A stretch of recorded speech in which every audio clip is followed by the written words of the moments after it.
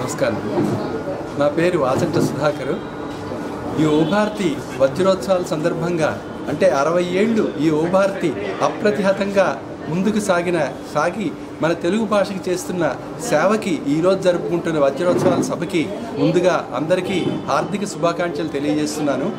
ఈ యువభారతితోటి నా అనుబంధం అని చెప్పడం కన్నా మా కుటుంబ బంధం అని చెప్పడం సబబుగా ఉంటుందనిపిస్తోంది. నేనే కాదు, మా సోదరి ఆచంట అంజని, కీర్తిశేషులు అమ్మగారు ఆచంట సత్యవతి గారు, మేము ముగ్గురం కూడా యువభారతి సభ్యులుగా ఇంచుమించు 53 ఏళ్ల అనుబంధం.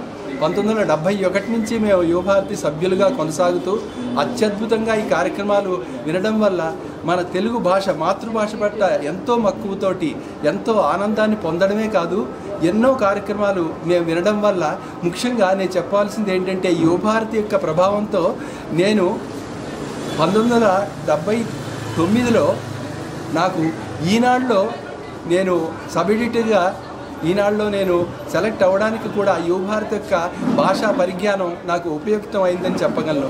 అలాగే మా అమ్మగారు నేను కూడా 1996-97లో ఈ పబ్లిక్ గార్డెను లలిత కళా వేదిక మీద బృహత్ సహస్రావధానం శ్రీ మాడుగుల నాగపణి శర్మ గారి ఆధ్వర్యంలో జరిగిన అవధానాల్లో మేము పృచ్ఛకులుగా కూడా పాల్గొనే సువర్ణావకాశం మాకు దక్కింది. ఇంకా ఆ సమయంలో ఆ యొక్క మన తెలుగు భాష తీయదనాన్ని మేము పంచుకున్న తీరు ఆ 40 రోజుల కార్యక్రమంలో నిజంగా వర్ణనాతీతం.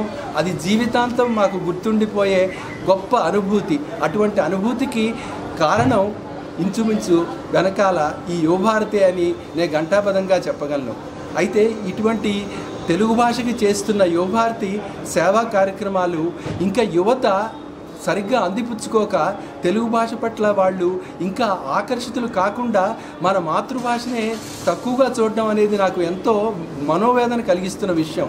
దీనికోసం నా వ్యక్తిగతంగా నా వంతుగా నేను ఎక్కడికి వెళ్ళినా నాకు చిన్న అనాథ శరణాలయాలు, కొన్ని ఆర్ఫాను వాటికి వెళ్ళి వాళ్ళకి మోటివేషనల్గా కథలు చెప్పడం, వాళ్ళకి ధ్యానం నేర్పించడం చేస్తూ ఉంటా. ఆ సమయంలో కూడా నేను ఎక్కువ చెప్పేది మన భాషని మరవద్దు, తెలుగు భాషని మీరు చిన్న కథల రూపంలో చదువుతూ ఆసక్తి పెంచుకోండి. మన యువభారతిలాగే యువభారతి సభ్యులుగా కూడా అయ్యి అలాంటి తెలుగు భాషకి మరింత దగ్గర అవ్వాలని ఇటువంటి నాకు తోచిన నేను ప్రోత్సాహకరమైన విషయాలు నేను చేస్తున్నాను. ఇంక యువభారతి రానున్న రోజుల్లో మరింతగా యువకుల్లో కూడా బాగా విస్తృతంగా వ్యాప్తి చెంది మన మాతృభాషకి అందరం కూడా నడుం కట్టి గొప్ప సువర్ణ స్థితి మళ్ళా తెలుగు భాషకి రావాలని నేను కోరుకుంటూ నమస్కారం.